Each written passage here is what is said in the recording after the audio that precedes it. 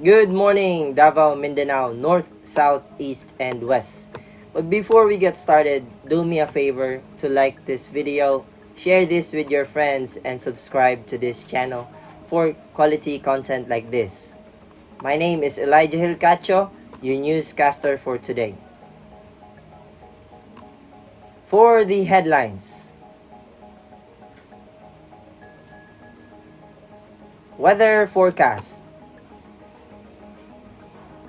Severe tropical storm Karina further intensifies as it enhances southwest monsoon. Local news. Davaoenos hopes on PBBM third SONA. 26 Bukana resident awarded with land titles. Davao del Sur town issues order to prevent entry of ASF. 11 traffic enforcers from PCG deployed. National news. Cebu leaders seek economic education reforms in SONA. Senate House open 19th Congress, third regular season. International news. Retaliatory strikes between Israel and Houthis, latest in cycle of flaring regional tensions. South Korea responds to North trash balloons with loudspeakers broadcast. Entertainment news. House of Dragons Season 2 Episode 6 recap. The one where everyone has an identity crisis. Esta Terbalanche, All My Children's actress, dead at 51. Sports news. Open Championships. Ruthless Sander Schauffele seals second major in 2 months with imperious display. Meet Benimian Girmay, the black African cyclist making history wherever he rides. Featured stories. LeBron James, A Life of a Luxury, Business Success, and Philanthropic Impact. Manny Pacquiao, from boxing champion to business mogul and philanthropist, a lifestyle of faith, family, community, impact. Side story. Trivia. Fastest man alive.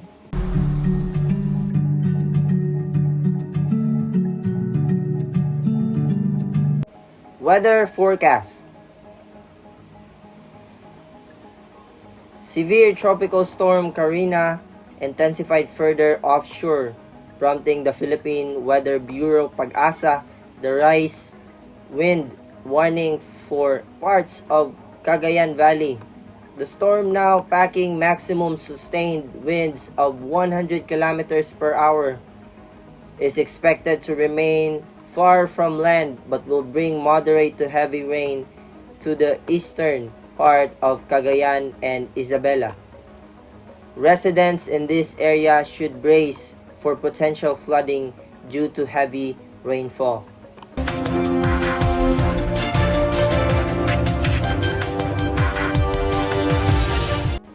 Local news.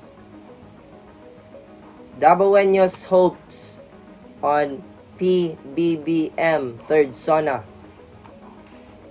In the lead up to President Ferdinand Bongbong R. Marcos Jr.'s third State of the Nation address on July 22, 2024, several residents of Davao City expressed their dissatisfaction with the administration performance. Many highlighted unfulfilled promises such as lowering the price of essential commodities, providing adequate wages, and implementing significant projects. Common concerns included the high cost of living, lack of healthcare improvements, job opportunities, and transportation system enhancements.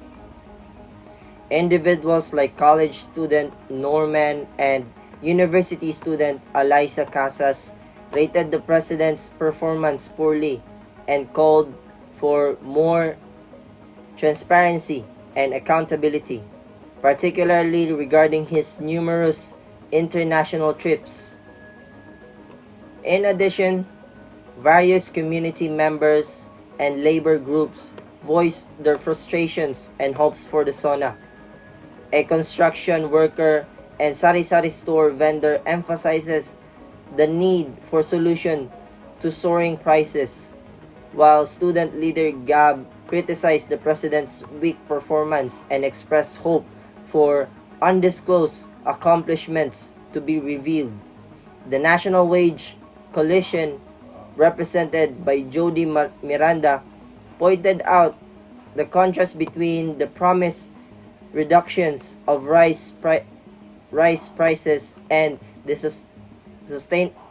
sustainable expenditures for SONA attendees. Food and refreshments.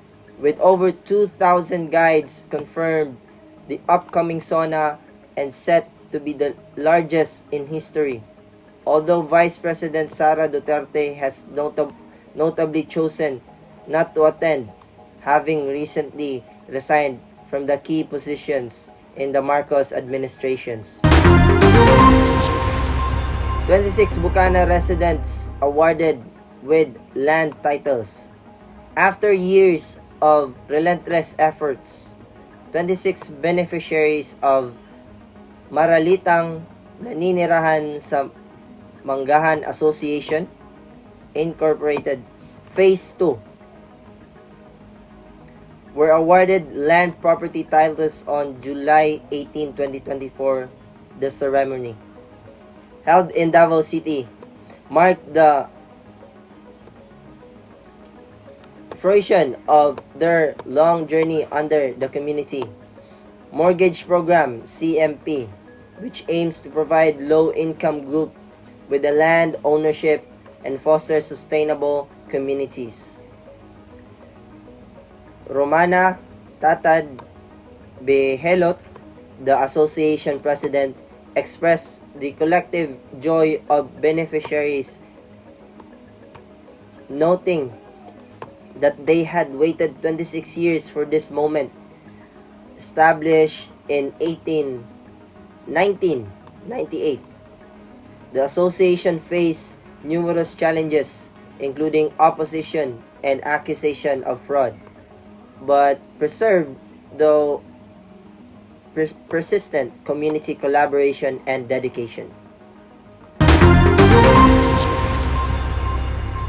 The local government of Magsaysay, Davao del Sur, has strengthened regulation on the importance and sale of meat and pork production to prevent the spread of African swine fever. Following reports to hog death and ASF cases in neighboring North Cotabato, Executive Order Number 9 Series of 2024 mandates the installation of ASF and avian flu checkpoints on the main streets of Magsaysay. Municipal Mayor Ronnie L. Sarande has indicated concerned officers and intensify efforts to monitor the regulate the movement of pork, processed meat, and poultry produced within the municipality. Products like corned beef, beef hot dogs, and chicken nuggets are allowed unrestricted movement, while pork products must be fully cooked or heat treated and accompanied by certifications providing their origin of non-ASF affected areas.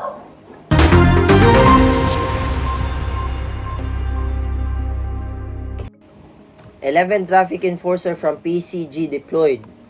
The Land Transportation Office Davao Region has deployed 11 deputized traffic enforcers from the Philippines Coast Guard. Following their success, Special Action and Intelligence Committee for Transportation's Training and Orientation, which began on July 12, 2024. These enforcers, alongside LTO Davao traffic officers, started enforcing traffic regulation on July 15 to address growing transportation issue in Davao City, which as traffic violations and congestions at airports and seaports. Comandore Richard Marfe of Coast Guard District Southern Mindanao highlighted the ongoing training provided by LTO to ensure the proficiency of the PCG personnel in their new rules. With this addition, LTO Davao now has 49 deputized agents, and a second batch of PCG personnel is scheduled for SAICT training and development. This initiative marked the establishment of the first SAICT outside Metro Manila, with plans for expansion to other areas like Cebu.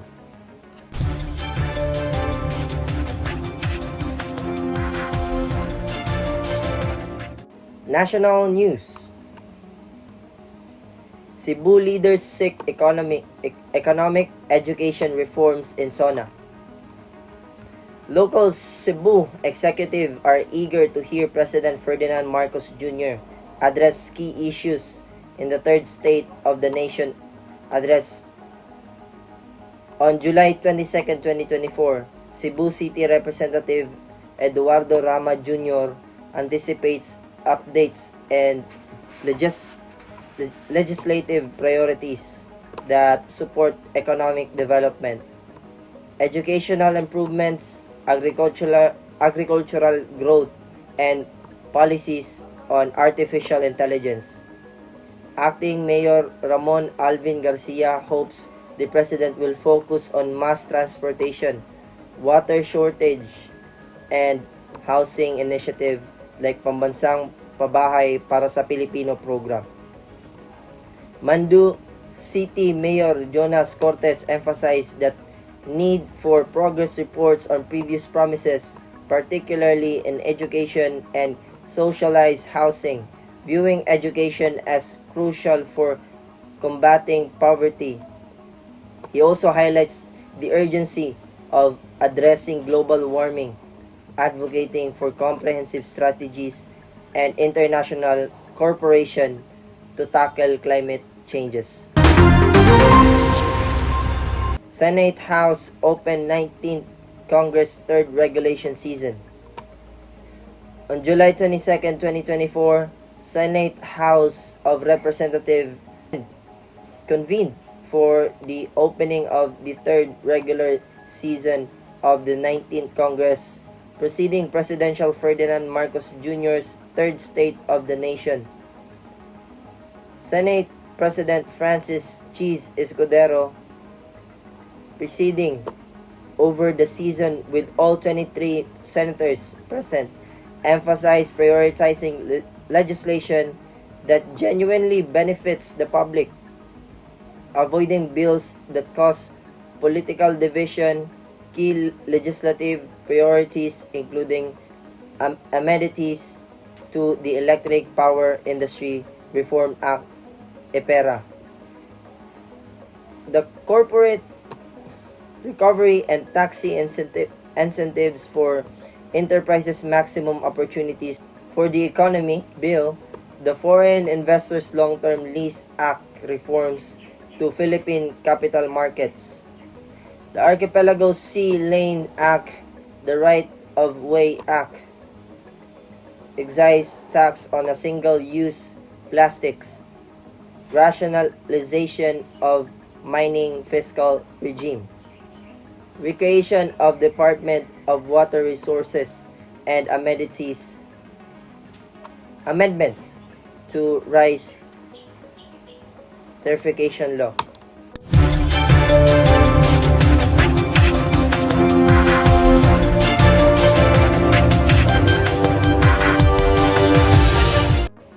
International news. Retaliatory strikes between Israel and Houthis, latest in cycle of flaring regional tensions. The Houthis have vowed retaliations against Israel, claiming a campaign in defense of Palestinians in Gaza. On Sunday, they launched the missile strike on the Israel port city of Eilat. Intercepted by Israel air defenses, Syria and Hezbollah had condemned Israel action, warning of broader regional conflict. The Houthis also attacked the Liberia flag cargo vessels, Pomba and the Red Sea. Experts caution to the ongoing war in Gaza increases the risk of wider regional conflict, potentially escalation. Amidst this, U.S. Secretary of State Antony Blinken suggests a ceasefire between Israel and Hamas is close, emphasizing the need for de-escalation to prevent further regional turmoil. South Korea responds to North trash balloons with loudspeakers broadcast. North Korea escalated tension by launching balloons carrying trash towards South Korea, prompting the South's military to respond with full-scale loudspeaker broadcasts. South Korea's Joint Chief of Staff commanded the act of vulgar and shameful, warning for fatal consequences, and holding the North Korea responsible.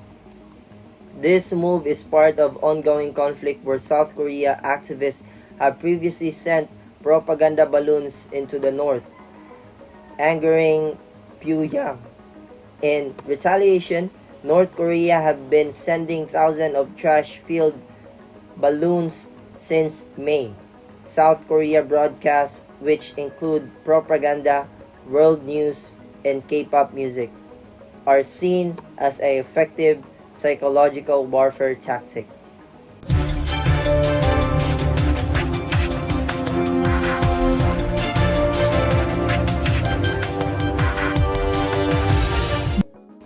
Entertainment news.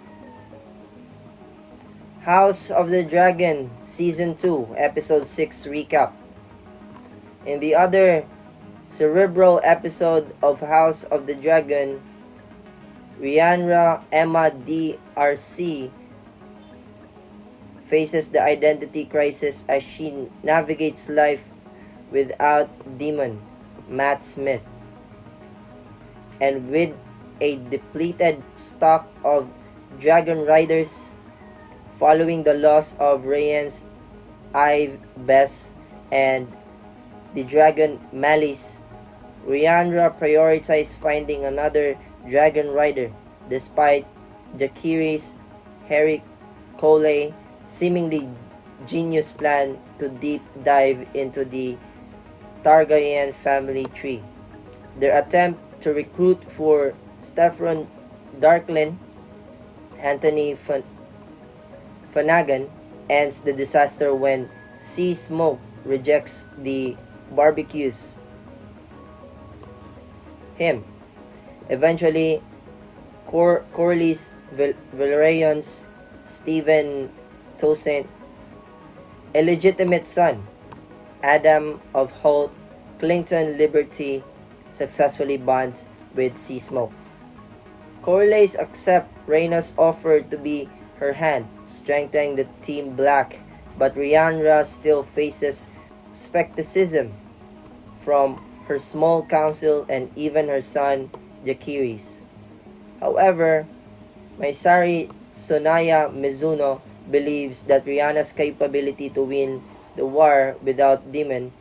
She helped Rihanna turn the small folks of King Landing against the Green and offers emotional support, leading to an unexpected kiss between the two women. Meanwhile, Demon grapples with his own identity crisis, plunged by hunting vision and frustration and Harrenhal, seeking help from Alice River, Geron Rinken, who advises patience. Essa Balanche, All My Children actress, dead at 51. Esta Balanche, the South African actress renowned for her role to Gillian and Andressi Laviri on All My Children, has passed away at the age of 51. Terbalanche died on Thursday in Los Angeles, according to the Los Angeles County Medical Examiner's Office. The cause of her death has not yet been determined. Her manager, Annie Spolansky, described Terbalanche as a kind of loving, giving, and caring person, and expressed deep gratitude for having known her.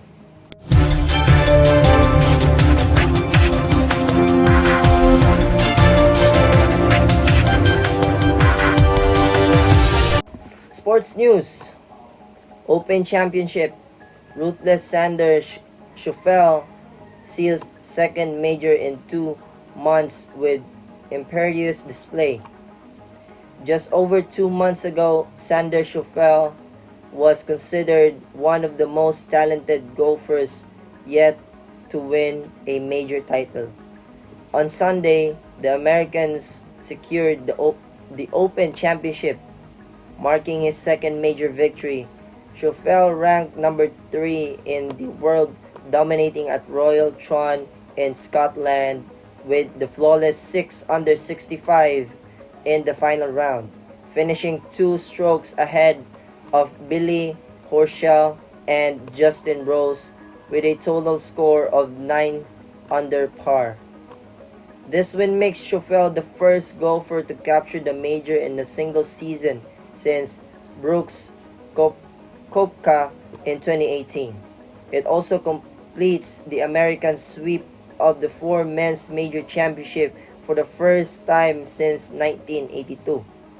Horschel, who led into the final round, finished with a 68, falling short of a first major title.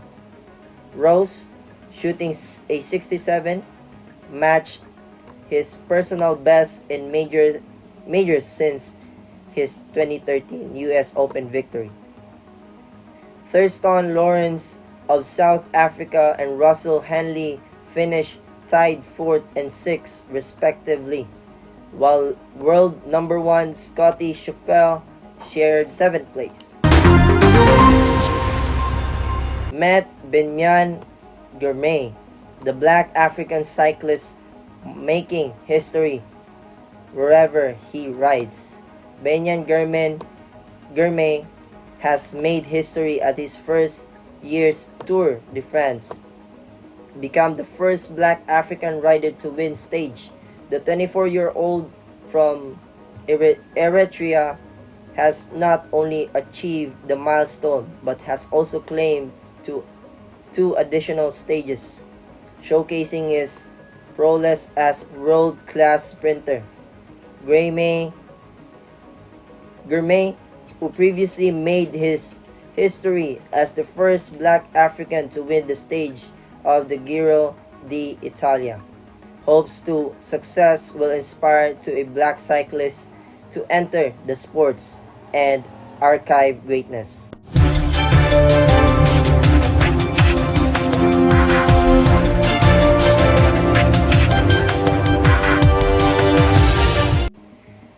Featured stories: LeBron James, a life of a luxury, business success, and a philanthropist. LeBron James led to a physical lifestyle defined by intense dedication and luxury as one of the highest paid athletes globally. He invests heavily in his fitness with extravenous training routine supported by personal trainers and nutritionists. His wealth is showcased through multiple properties, high-end vehicles, and the taste of luxury fashion. Beyond basketball career, he engages in a significant business venture including co-founding the Spring Hill Company and investing to various enterprises like Blaze Pizza.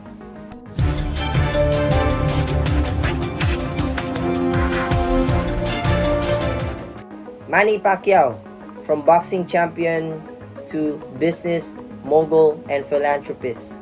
Manny Pacquiao, renowned for his extraordinary boxing career, lives as a multi-faced lifestyle that extends well beyond the ring. As a global sports icon, Pacquiao has transitioned from the celebrity athlete to successful entrepreneur and philanthropist.